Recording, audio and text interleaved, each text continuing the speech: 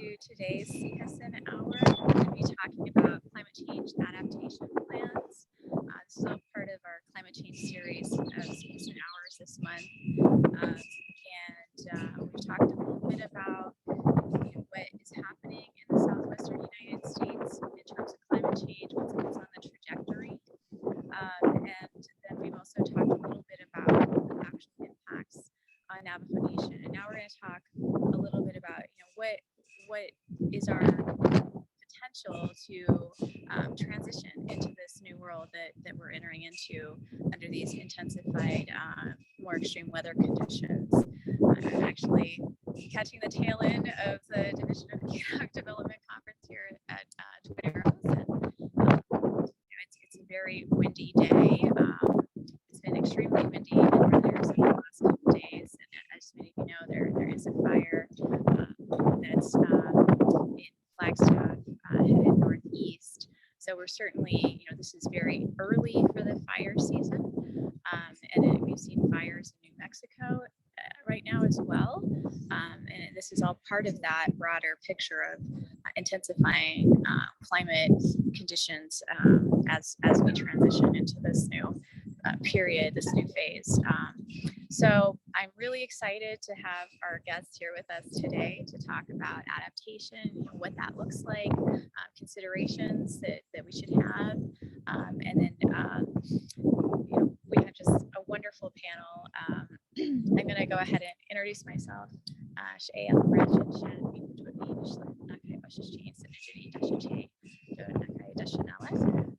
And I'm going to go ahead and have our panelists introduce themselves as well. We have some wonderful experts here with us. We have Anne-Marie Chischilly from NAU's Indigenous Tribal Environmental Program, her brother with us as well, who also is working on adaptation and following in her footsteps, and Dr. Margaret Redsteer. So I think the order is, or I'll defer to you guys to go in the right order of the speakers. So if you could just introduce yourselves briefly and set us up for our discussion, that would be wonderful. Nicholas, I think you're first. Okay. I'm getting called out. Nicholas Chischilly in Shia, Toic Lady in Shle, Touchitney Bashin, Tora Koja Dashe, Tora Chitney Dashanella. I grew up in Crown Point, New Mexico. I got my schooling at Fort Lewis College, Durango, Colorado, and right after that, I jumped into this position here at Navajo Nation Department of Fish and Wildlife's climate change program. I'm a wildlife technician here, and so I've been here for 2 years, kind of building a program from the ground up a little bit, but going through what I'll be talking about today.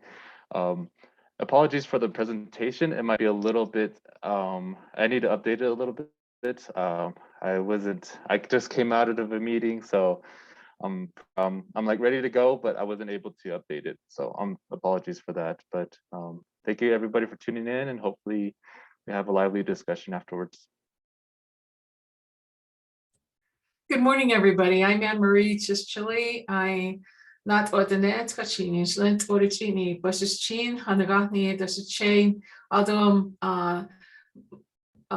my edishgini edishanellen and leishantko ado chilchimbitko ais nasha ot ordinance dansle yate. So I'm coming to you from Flagstaff, Arizona.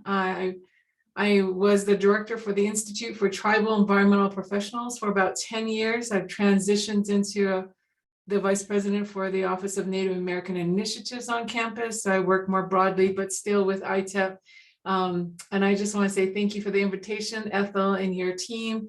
And also I want to say a shout out to my nephew, Nicholas, for for being the first one, and my colleague of many, many years, Margaret Redsteer. The queen herself has joined us. So thank you for allowing us to be with you today.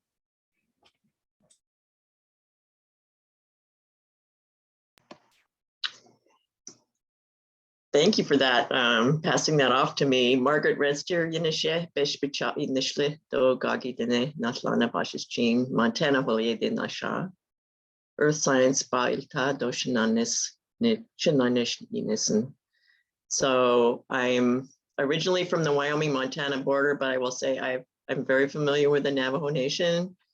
I learned how to drive around the Loop boarding school where it was only 15-mile-an-hour speed limit and everybody joked about me speeding. My kids were born in Tuba City and Gallup, and I worked for the federal government for 20 years on climate change and land use issues. And I have worked with Anne-Marie through ITAP, and we had some great local learning initiatives, climate change adaptation initiative pilot projects on the reservation that we coordinated together that were really wonderful aspects of my work while I was at the U.S. Geological Survey. I'm now teaching at the University of Washington. I teach environmental issues, climate change adaptation policy, and natural hazards and human disasters. And I'm still working as an earth scientist on tribal lands. So with that, I'm anxious to hear what everybody has to say. Wonderful, and I think we're getting started with Nicholas. And Nicholas, you have a presentation, right? Hopefully you can throw that up on the screen. I think you have to enable screen sharing first. Because it says it's this. Oh, there we go. Okay, got it.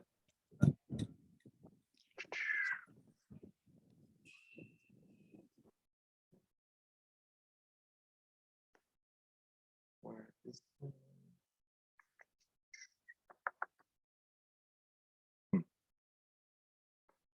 Let me turn off.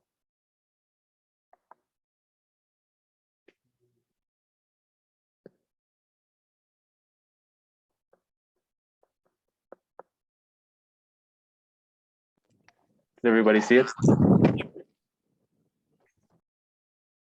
Awesome. So this is a general overall presentation that we do. We do a lot of educational outreach with our program. We go out to different communities. We talk to chapter houses. We talk to different community organizations on climate change, especially about our climate adaptation plan. And I'll dive a little bit into that. And since we're a little crunched on time, I'll skip over some of the more, I guess, more basic stuff, and then I'll go into talking about the climate adaptation plan. So yes, we're the Navajo Nation Climate Change Program. My name is Nicholas Chischilly, and I'll talk to you guys about climate adaptation. So a few key terms here: adaptation, weather, climate change, global warming. Just basic key terms that people kind of use interchangeably but mean different things. I know global temperature rise, just basic climate change information. We usually go into this a little bit more, but I'm here with a lot of people that know way more in depth about climate change, so I don't need to go over this that much. The greenhouse effect, I'm sure everyone knows about this, the GHGs and all that good stuff. Global GHG atmosphere, this is a pie graph gathered from EPA 2010. This is broken down into a bar graph of our annual GHG emissions. Okay, so now I'll get into what we're really here to talk about is what's happening in our community. So on the Navajo Nation, we talk a lot about climate change and climate change adaptation. And so here I will give you a brief overview of our Navajo Nation. It's one of the hottest and driest regions on the Southwest. And according to a 2010 census, pretty dated, over 100,000 people live on the reservation, and it comprises of a variety of different ecosystems, from high deserts to low plains to mountainous areas and rivers and and a whole variety of different ecosystems. Here's a few images of what we experience on the Navajo Nation. So we see a lot of drought, we see a lot of hauling water, we see a lot of abandoned windmills, and we have grandma here on the bottom gathering medicinal plants. And so we also see sand dune migration at the bottom, and arid land farming. And so these are some images that we're quite familiar with, and we're seeing it's happen more and more on the Navajo Nation. And so, for example, Grandma on the bottom is collecting medicinal plants. And throughout our meetings, our workshops, and discussions with our community members, we hear that a lot of times that these medicinal plants and these resources that we've relied on for years and years and years are starting to either migrate out of the region, have difficulty producing healthy plants and or whatever it may be. The health of it is starting to struggle. Health of these resources are starting to struggle, and or people are unfamiliar with it since they don't come in contact with them that much. At the bottom, we see sand dune migration. A lot of the people on their home sites are experiencing sand dune encroachment onto their home sites. And so that's becoming a bigger and bigger issue on Navajo. A lot on the western side of the Navajo Nation, because we see a lot of sand dune migration on that part of the reservation. Here we see examples of feral horses. We see a lack of annual snowfall. We see illegal dumping, and we see changes in our wildlife, and also perennial streams. We're seeing them not flowing as often and or drying up completely. And that's also happening with our natural springs and seeps across the Navajo Nation. And a lot of our community members are worried about that because they relied on that their families have relied on that for years and years and years, and there's stories and teachings in that. And so here at the Navajo Nation Climate Change Program, we're trying to help those communities adapt and possibly even restore those springs and seeps and those streams. But back down to the bottom of wildlife migration, we're seeing firsthand accounts, we're hearing firsthand accounts of people witnessing our wildlife migrate out of the mountains. And we believe that's due to the drought that's happening in the area, feral animals in the area, and also the health of the forest are starting to suffer because of things like drought, of things like forest management, and that type of stuff. And so all these issues we see on the Navajo Nation, that's what drove our program, and as well as ITEP, to help create the climate adaptation plan for the Navajo Nation. And so it all started with in 2016 when we applied for BIA Tribal Resiliency Grant funding. And in 2017, we began the climate change program. And in 2018, we held 2 workshops, or actually multiple workshops, but 2 major workshops, one for the western side of the reservation and one for the eastern side of the reservation. And community members from around the reservation came together, community leaders came together from around the reservation and talked about natural resource concerns that they had. And then from that, we developed a priority list of different types of issues that people want to see change. And so this was a 5-phase process with help from ITEP.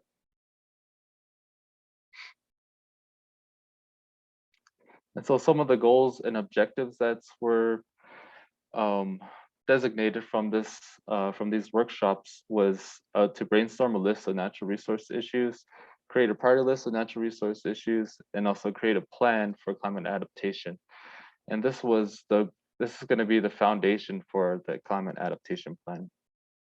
Here you see an image of us hosting a workshop at NAU. And so for this 5-phase plan, the first phase would be scope and engagement. Scope and engagement. So those breakout sessions that I mentioned earlier were part of it. Let me turn off my video. Okay, there we go. Let's see it better. Okay.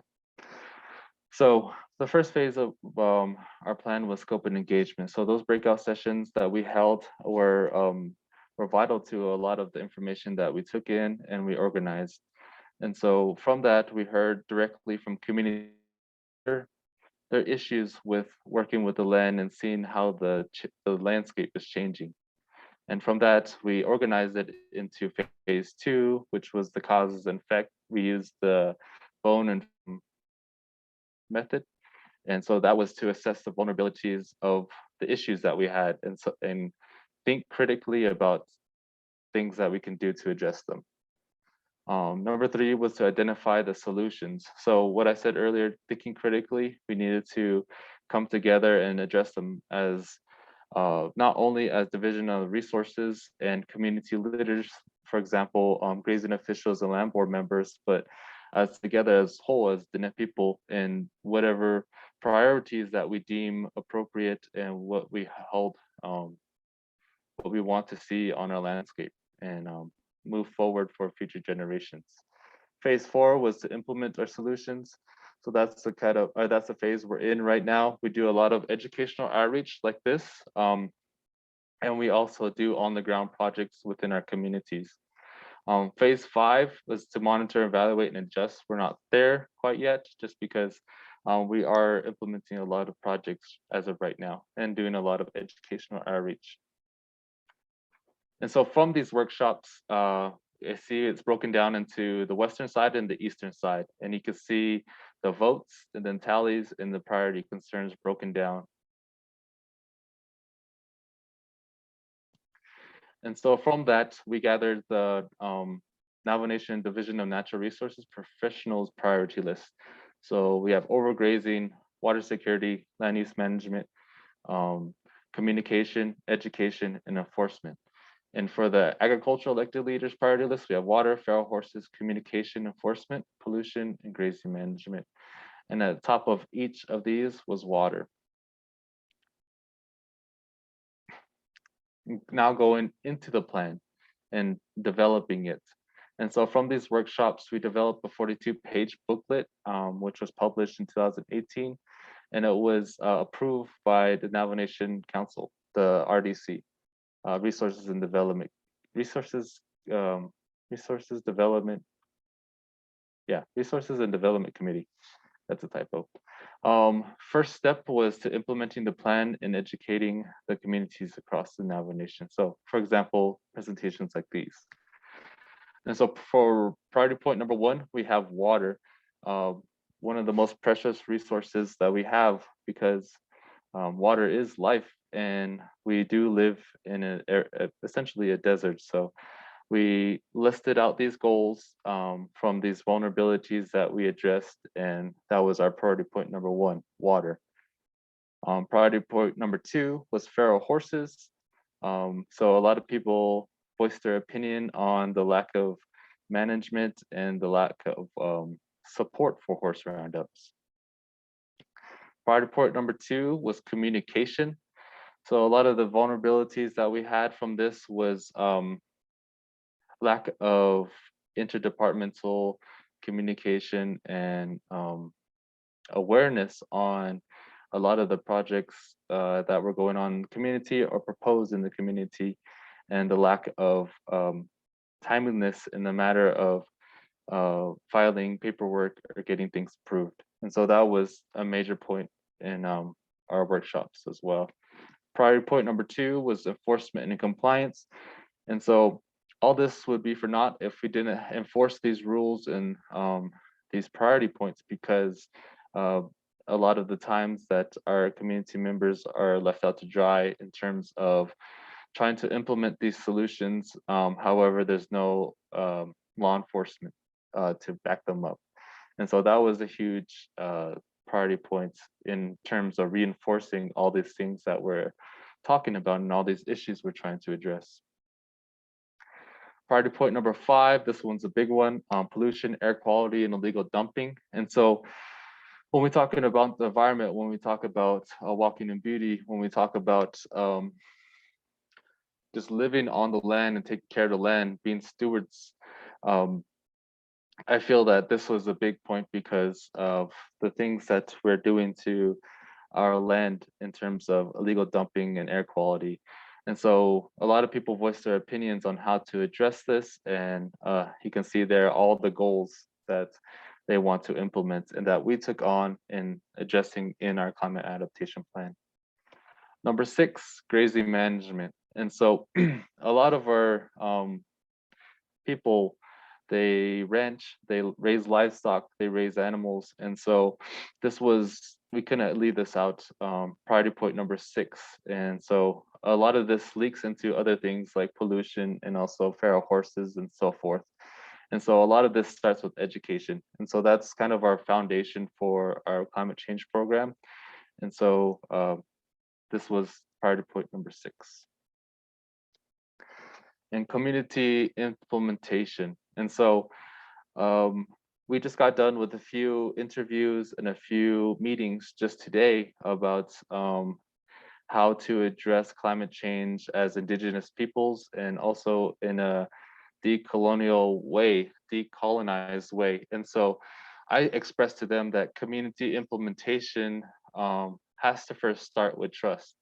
And we see that here on the Navajo Nation, and I see it firsthand. And so to accomplish these issues that I'm talking about, that we addressed, it takes that teamwork and it takes that sense of family, that sense of community to address them wholeheartedly and with drive. And so I also like to mention that this plan, this adaptation plan, is a living document. And so in the coming months, we'll be reviewing it, updating it, and we'll be reissuing it out.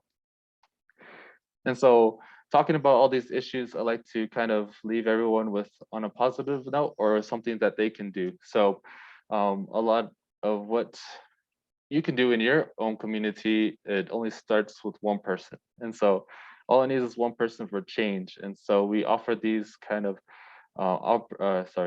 these kind of, I guess, opportunities to help address climate change, whether it be small, whether it be large scale, whether it be in your community or just in your home. So for example, recycling, carpooling, conserving water, conserve electricity, plant trees, support local farmers, adapt and educate.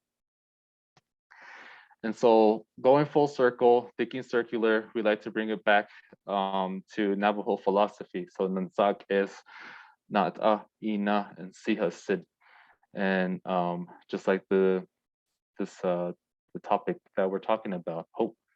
And so we like to think full circle from the planning process to the implementation and to the reflection process. And so we just like to keep kind of plant this seed in people's minds at the end of our presentation to think circular, because every action always has a reaction. And so it takes a lot of planning and thinking to see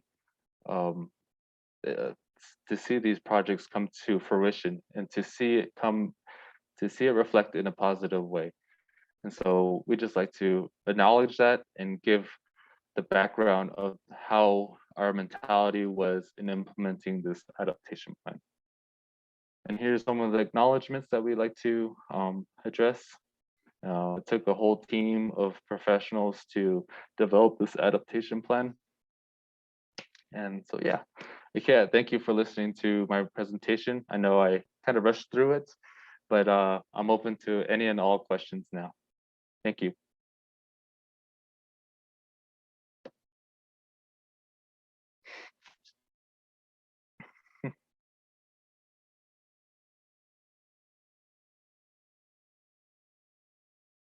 You can hear me?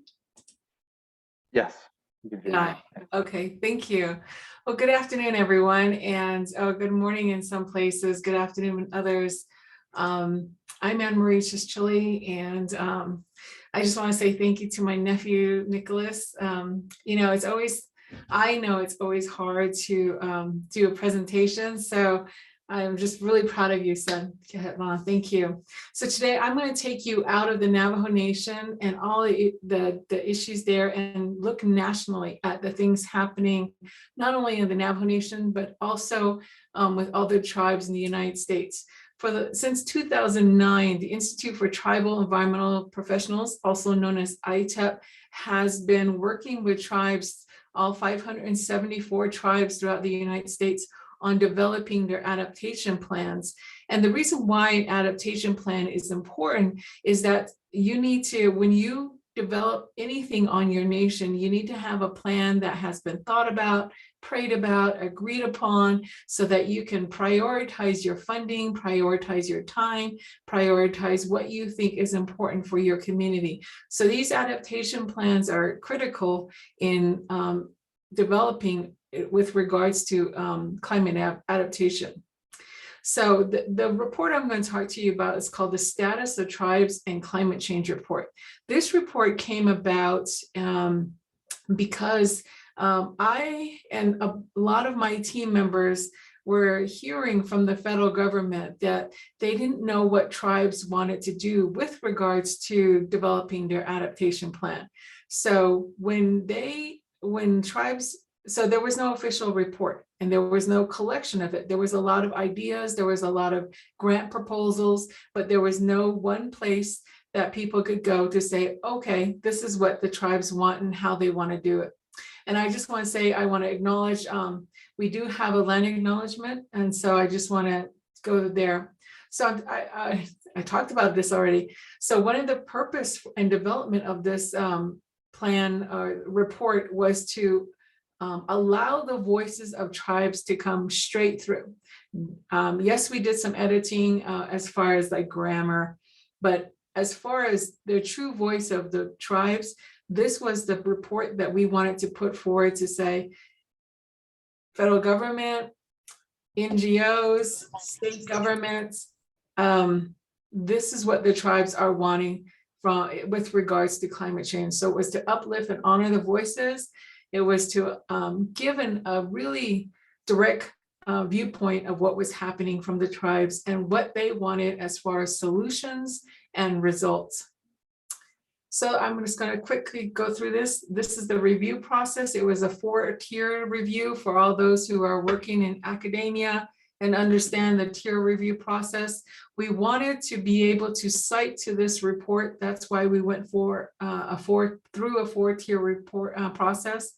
And it's already been cited in the IPCC, the International Panel of Climate Change, and other high-level reports. So just wanted to let you know that, and it will be cited heavily in the next National Climate Assessment 5, which we're all working on right now. So the report audience and steering committee and authors. So that I just really want to commend that there were over 90 authors for this report from all over the country. And it included 34 personal narrative authors. That means the tribal members themselves were able to report. The 90 authors were a lot of the tribal professionals or the academics or the professional field. The 34 narratives came directly from the tribes, and it's a really good report. And this picture just shows how the whole process worked. Moving on, I'm trying to be quick here. So the STAC report, this report, the outreach was incredible. Like I said, we've gone through many of the different presentations, and here's one today again. But just really trying to get the word out on why this is important that it comes directly from Indigenous people's voices. This is Nikki Cooley, who's the ITEP's current co-manager, along with Karen Cazzetto. And this is her, at the time it was a Zoom, but it was a hearing with the Senate, US Senate, on this report and how important it was for them to listen to the tribes directly. So the executive summary, there's one section that I always go to in every long report, and this is a long report, and that's the executive summary. And it distills, there's key messages into 2 major themes that we came up from this report. One was to emphasize the importance of sovereignty, explain sovereignty, why sovereignty is important with climate change, because a lot of times folks will just say, why don't you just jump on our proposal, our project, and not really consider that they're working with a sovereign nation. And so the emphasis around sovereignty and the explanation and education is a big component of this report. The second key message was to provide an overview of the history and the relationship between tribes and the federal government. Now, this is often overlooked because a lot of times people just think, okay, you're a tribe, they're the federal government, and you guys get along together, they fund you, you work. It doesn't work like that. So this report really got into, I think, a critical review of just how important that relationship is and what we can do to improve it. So this is just a quick look at the table of contents. You'll see that it's really organized in a way that hopefully everyone will understand quickly. We did it by ecosystems, air, water, drinking water, health and being. So topic areas that are really normally work together. So just want to say that this is how we organized it. So some of the major key findings that we were really emphasizing is to increase funding around drinking water infrastructure, just transition. This is our team out of Hopi and Sandia Laboratories, great partners out in the energy field, and then to recognize the leadership of tribes in climate change. I think this is an incredible point because for the last, I'd say since 2015, I've been really working hard on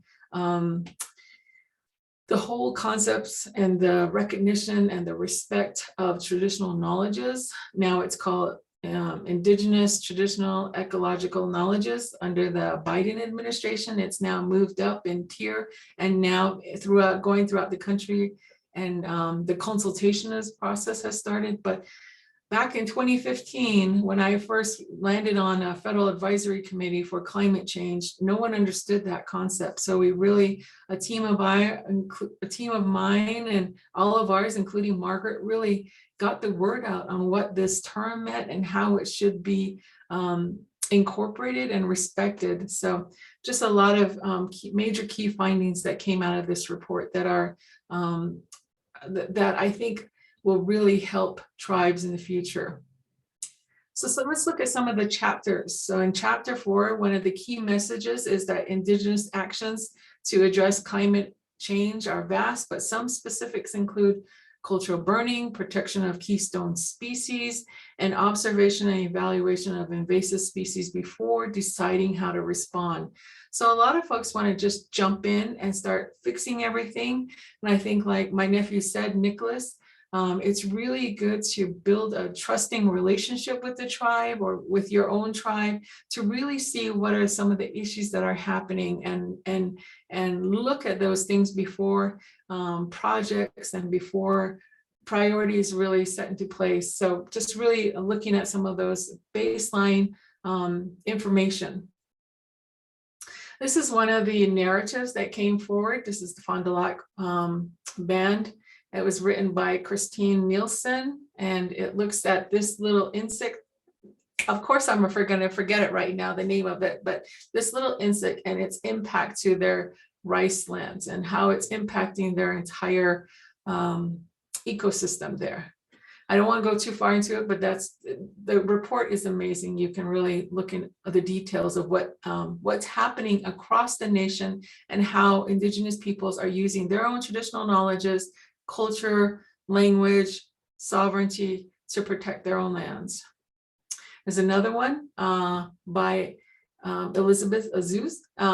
It's the fire and how cultural burning has always been a part of our culture and how we should respect it and allow tribes, not allow, but just to encourage this type of management for the rest of the world. I think this is a place where we can really share knowledges from the Indigenous side to the non-Indigenous side. And the next one is, this one is a really interesting one. This is the one about this river and how these Indigenous people, this tribe here was using and gathering reeds from their river base and how they were seeing that invasive species, which are plants that are not from there really crowd out their native species, so that they were not able to gather the original species and make the baskets that they wanted to make. Really trying to check on my time here.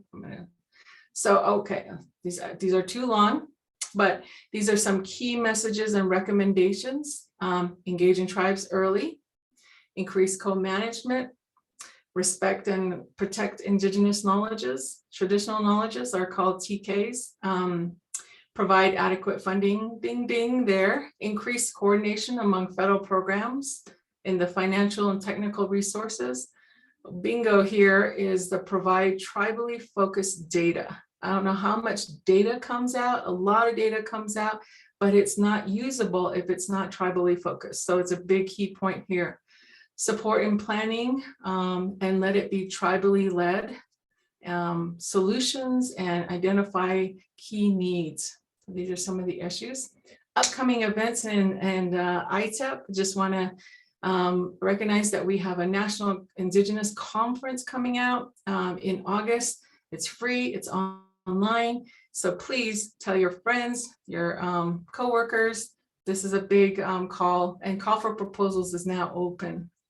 And next is we have an internship program is available as well. So all you young students who are listening today, there's an internship opportunity to work with our incredible team here at ITEP. And I'm going to sign off now and allow Miss Dr. Margaret Redsteer to take the stand. Thank you. Thanks so much. That was really great. I think the STAC report is a very impressive report that does cover a lot of great issues. Really comprehensive. It's going to be extremely valuable for climate assessments now and in the future. So it's good to hear about that and about Nicholas's work too. I'm just really excited about the steps that have been taken for climate change adaptation on the Navajo Nation. And I think his point about community is really super important, because when we think about the history of tribes and indigenous people around the world, one of the ways that they have remained resilient, because believe me, Navajo people are resilient, Hopi people are resilient, tribal people are very resilient because of they wouldn't be here if they weren't resilient. It's part of the way that people have survived, but it has really been, a lot of it has to do with the way communities come together and support one another. And I think in the current situation we're in now, people think it's all about, I have to take care of myself. Nobody else is going to be there for me. And that's just not the way that we succeed. We succeed by coming together and working together. And that's really what adaptation is about. So adaptation is more about not just bouncing back from a problem to continue on, to continue coping, but to actually think about what you want to see and transition into the future. And indigenous people around the world are actually taking the lead on that. And part of the reason for that is just because of the history of indigenous people. You know, when we think about climate change, we think about melting polar ice caps, right? And the planet getting warmer, as Nick showed. But actually, one of the things that we need to also recognize is that there's a colonial history in this world, not just in this country, that has pushed Native people and indigenous people into mountains recesses, out into desert margins, and on remote islands. And these are areas that have seen climate change impacts first. And just the the history of being pushed into marginal areas actually also takes a lot of adaptation. It takes a lot of community cohesion. It takes a lot for for communities to work together. So there's a lot of ways that tribes are taking the lead on the conversation around climate change. This didn't happen with the Intergovernmental Panel on Climate Change until recently. It took them a long time to start engaging, and they are doing. So those are some of the things I wanted to bring up. I don't want to take up time repeating everything that people have talked about, but I just want to point out that there are some continuing things we should think about. One of them is, what does it mean to be consulted rather than having free, prior, and informed consent, which is the rights of Indigenous people? What does that mean to just be consulted? And it's one of the concerns I have, just based on my understanding of what it was like working under the Department of Interior, and how consultation has been treated. So we've really got to do what we can about that. Part of the reason that the STAC report that Anne-Marie was reporting on is so important, and the climate change adaptation plan for the Navajo Nation is so important, is that there is no coherent climate policy right now. So it really depends on what gets funded, who has the resources, who has the connections. And a lot of times the people whose voices are not being heard are the ones who can tell us the most about their land, their vulnerabilities, and their needs. And we have to begin to think about what it means to have the needs of tribal communities met. That is all important and critical for climate change adaptation. The other reason I think the STAC report is so important is because right now, the only government entity that isn't included in the National Climate Assessment are tribal governments. They are not included in the National Climate Assessment. And so the only way that tribes can be represented is by individuals and by individual scientists and by organizations like ITEP. And then there are also non-recognized tribes like the Lumbee tribe in North Carolina. They are not a federally recognized tribe, and so they have unique challenges themselves. So these are some of the things I think about when I think about the conversations around climate change adaptation. The work that I did with Clara Kelly and Harris Francis was also based partly on what we know and what we can measure. So I'm just going to go to this slide here.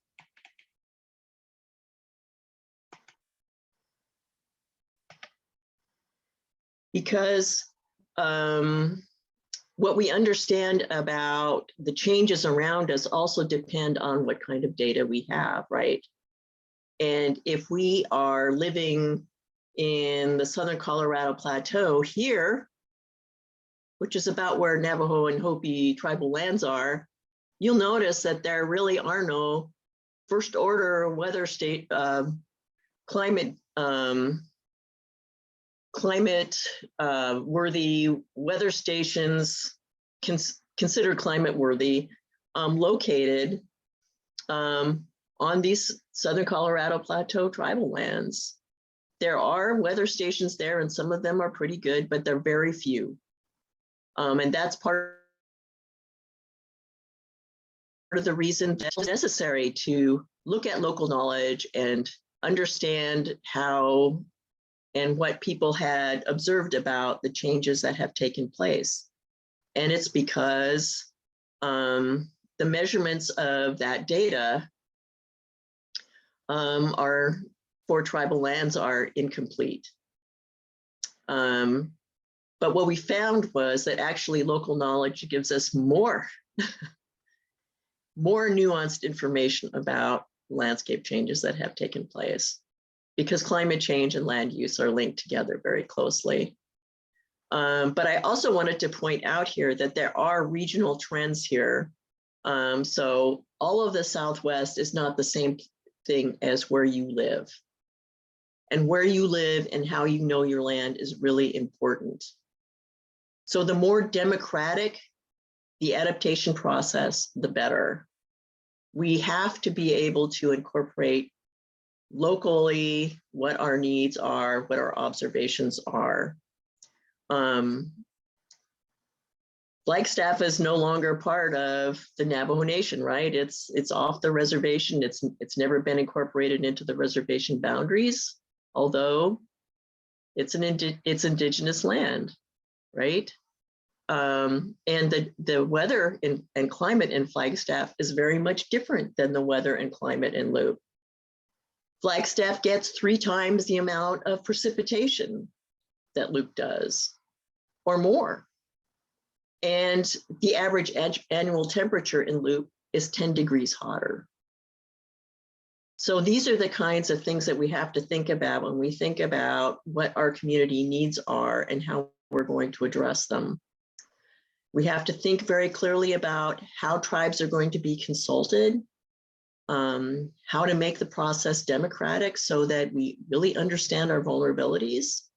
And I think we have to think about also how water resources are treated and how the legal discussions around water rights are included.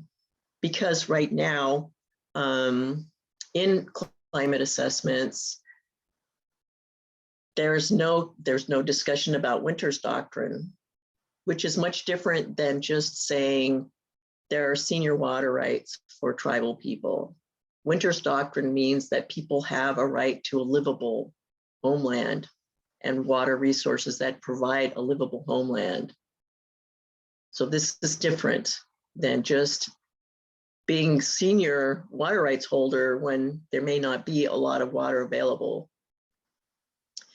So consultation, I mentioned that, versus informed consent, water rights, who is at the table, and then just the fact that our discussion here is a really important part of climate change adaptation too. Building awareness, having people at the table to discuss what they feel their needs are. I think all of these are really important considerations when we think about how to move forward with climate change adaptation. I think everybody ahead of me, Nick and Anne-Marie, did a great job of talking about the other primary issues, but these are important issues, and how the information is used and who has control over the policy is really going to matter.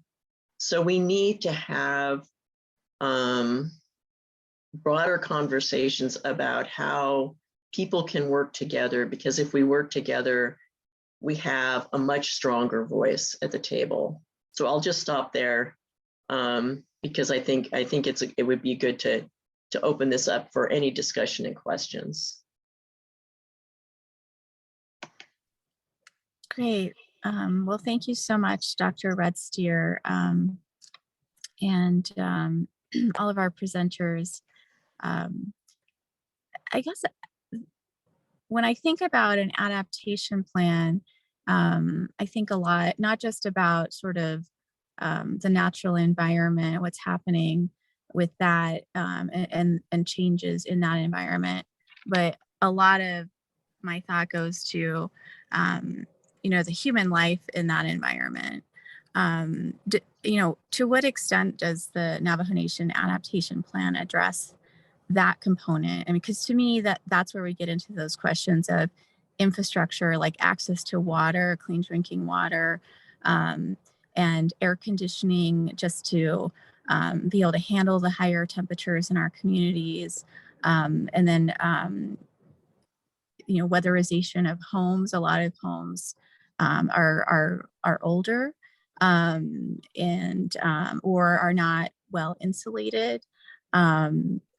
So I just wanted to throw that question out there. Is there a discussion or like any kind of plan on how to help the community transition and be able to remain living in our homeland in the face of intensifying weather conditions? I would like to make just one comment about that. And a lot of it has to do with where the funding comes from and how the funding is allocated. Because one of the big gaps in Indian country everywhere is adequate housing, healthy infrastructure. And so a lot of that has to do with the fact that without a coherent policy about what happens with people, right? With human beings as part of the environment, then there is no policy about us. There's a policy about environmental programs, but there's not a policy about people. And that's a big gap. So. If I could, well, oh, go ahead, Nick, go ahead. Okay. Yeah, I also would like to try to answer that question. So in the climate adaptation plan, I can provide everyone a copy and a link. It does go in depth on some of the things and some of the ways that we can adapt. Like for instance, you said insulating our homes. So we do advocate for that. But as Dr. Redsteer said, like who would pay for all the homes on the Navajo Nation, and how would we, you know, kind of implement that? Are we going to go through third party? Are we going to hire our own? And so there's a lot of questions that come up, but in terms of being self-reliant, self-sustainable, we do advocate for, I guess when you're talking about infrastructure, we do, we kind of go into the low tech techniques like water capturing and implementing, you know, family farms and kind of, in an indirect way addressing that kind of stuff. But in terms of large scale policy and infrastructure, that's a little bit out of our realm. But I like to tease it's just me and Keith right now. We usually have 4 technicians, but 2 left the program. But we're kind of like all-in-one technicians where we have to be experts on everything and anything all at once, and then also know about policy and law. So we're kind of playing catch up. But in terms of the adaptation plan, I believe that we do need to update it. But there is a lot of stuff in there about you said kind of like remaining on your homelands and remaining on your home site. And in terms of adapting, that's kind of the definition, meaning that we don't want to have to forcibly remove anybody, say a sand dune is encroaching on their home site. We do try to work with that and work with communities and try to brainstorm, think critically on ways that we can address those kind of things. And so I couldn't answer that directly, but hopefully I answered it enough.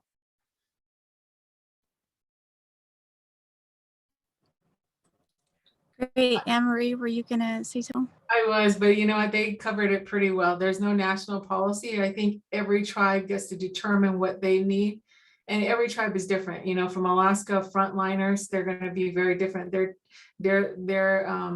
bigger concerns are around managed relocation or managed those types of issues as opposed to here, and we're dealing with a mega drought. So every region has their own set of issues that they have to address according to their own needs. So, and there is no national policy. The good thing is BIA, the Bureau of Indian Affairs, just had a bump in increase in funding. It used to be $10 million. It's now moved to what, 43? I think that's the new number, $43 million. So, you know, Deb Howland's doing her job at the Interior to really get more funding towards tribes. And I think that's important as well. And then we have that whole Biden's memo on recognizing and respecting and implementing the indigenous traditional ecological knowledge memo into all the federal agencies. So there is some movement at the federal level, which is good.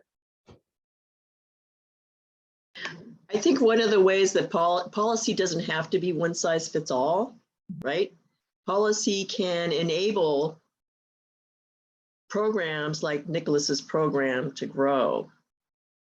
So policies can be put in place that would help bolster the resources that tribes have. They don't have to dictate what the tribes do. There's a difference there. And you know, that's one of the issues in Indian country too, right? Is that tribal governments have always been underfunded and under-resourced. And you know, just the amount of work that needs to be done and the many different hats that Nicholas has to wear just speaks to that.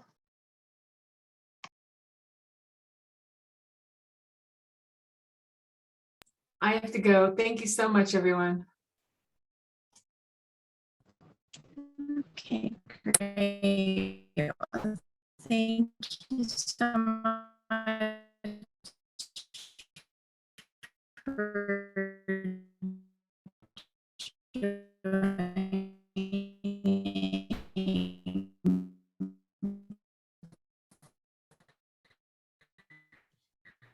Thank you, guys. I believe that Ethel is kind of in and out of signal right now. We know that Nick has to jump off here, and also that Anne-Marie has to jump off. So we appreciate your time for joining us today.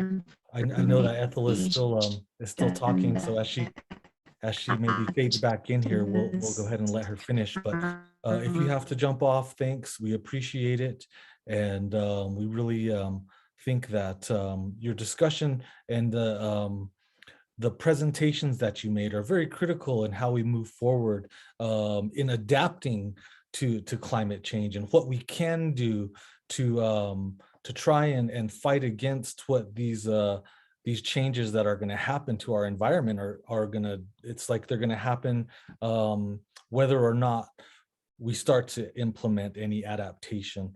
However, if there's ways that we can slow this down by adapting to these certain changes within our lives, I think that those key points were very important for us to hear today.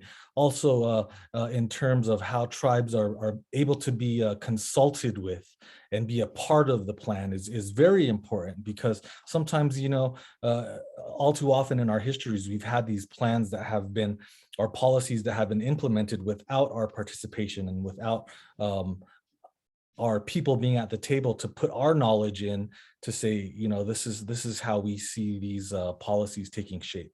So it was really great to hear. It's great to hear also about funding and more funding that's becoming available to support these policies and implementations as we move forward. So I really appreciate it. And Ethel, you were fading out there. I just kind of wanted to make sure that I was able to just kind of jump in here really quickly, but I think that we can see you and we can hear you if you'd like to go ahead and continue to maybe address our guests here, but I appreciate it, guys. Sure, I was going to say a lot of what you said and just thank our guests. I know Nicholas has to jump off soon, and we're thankful to have this part of the conversation that's focused on climate change this month. You know, we did have a question in the chat about the cap and trade program that the Navajo Nation Council is considering. I don't know if either of you are familiar with that proposal or have any, are able to comment on how that might fit into the Navajo Nation's adaptation plan, or just, you know, the trajectory for adaptation generally for the Navajo Nation. Sadly, I'm not familiar on that. I will definitely read up on that today. Sorry for that individual. I wouldn't be able to answer the question, and apologies. I do have a meeting that was supposed to start 4 minutes ago, but if anyone wants to send me any questions or just wants to chat, you can contact us through our website or through my email. I put it in the chat, and all our contact information should be on the website as well. And also look out for Facebook. I will try to be launching that pretty soon. But thank you guys for having me. It was a pleasure speaking to you. Sorry I had to rush through my presentation, and sorry I won't be able to answer any questions, but it was a blast talking to you guys. Thank you so much. Great. Thanks so much, Nicholas. We I think you appreciate did a it. great job. So And Dr. Redsteer, I don't know if you have a few minutes left, but I know you've done extensive studying of dune movement and activity development on Navajo Nation. I don't know if you're able to just share kind of like, what does that outlook look like for like the next few years? Certainly, you know, it's visibly observable that desertification continues to happen, particularly on Western Navajo. But I actually was driving through along 491 recently and was really surprised at the high movement of dirt or sand in that region. I don't know if you're able to share any insights on that as we close the session. maybe we could say stay tuned for next Wednesday. Okay. Right? Because I great. have been working on sand dunes and on the history of sand dune movement. And of course, every period of aridity, sand dune movement has increased. But there's also things that we can do to try to protect the vegetation. Not just the grasses, but the shrubs are very important too. They help actually support the grass. So it would be good to have a longer conversation about how sand dunes are moving and what we can do about it. Okay, great. Well, that's a nice teaser for next week. Wonderful. And so next week we will be talking about you know, agricultural activities in the context of ongoing climate change. And we look forward to your insights next week, Dr. Redsteer. And we are at the hour, so just thank you, everyone. I apologize for my connectivity. I'll be sure to not be trying to be on travel while doing Sihasin hour. Sad. I mean, I'm just right here at Twin Arrows, and the reception with my carrier is really not good through Verizon, or it might be the wind. I'm not sure, but anyway, thank you so much, Dr. Redsteer. It was very helpful to get all of everyone's input on the current plan for adaptation at Navajo Nation, which I am definitely concerned that it doesn't really address human life and the preservation of the continuation of that life in our community, because that's a really, really important part of our adaptation as a community. So hopefully there is some movement on that in the future. But thank you, Dr. Redsteer. It would have been great to learn a little bit more about some of those best practices of what other nations are doing in terms of implementing traditional ecological knowledge in pursuing their adaptation plans, because that is a concern here. I mean, it just seems like things are so rapidly changing in the environment here. You know, I think we are going to see impacts to our traditional practices because of the change in plant life, and maybe that's something that we'll be talking about a little bit more next week. So really looking forward to that conversation as well.